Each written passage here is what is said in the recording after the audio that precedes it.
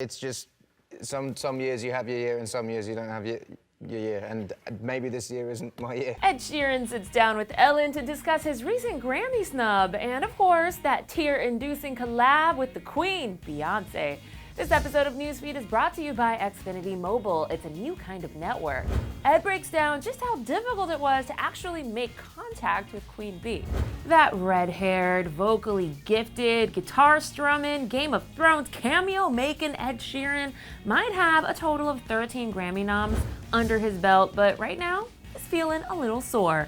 As y'all know, the nominations for the 2018 Grammys were announced recently, and though Ed did get nominated for Best Pop Solo Performance and Best Pop Solo Album, he didn't get any love in the two biggest categories, Artist of the Year and Album of the Year.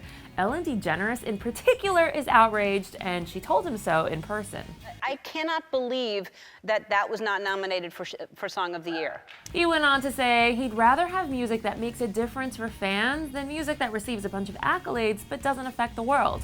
He's so dreamy, and clearly Beyonce agrees.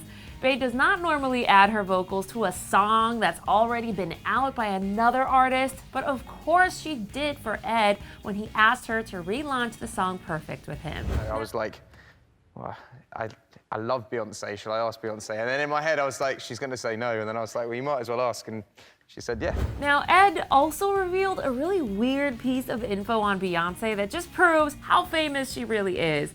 He said at Kiss FM's Jingle Ball that in trying to reach Beyonce, I have an email address that I email that actually changes every week. What? And he continued, she's very good at hiding. Duh, she has to. She's Beyonce. But again, changing your email every week, imagine how annoying that must be for anybody actually trying to get in touch with her. Well, then again, texts are the new email, so I guess it's not so bad. Anyway, what do you guys think about perfect duet between the Sheeran and Beyonce, and also weird or genius switching up your email every week? Let me know below or hit me up on my Twitter and Instagram, because those haven't changed since like 2006 or 2014, or I don't know when I got them, but they've been the same since. I'm your girl, Miriam Issa, and as always, thank you so much for watching Clevver. See you guys soon.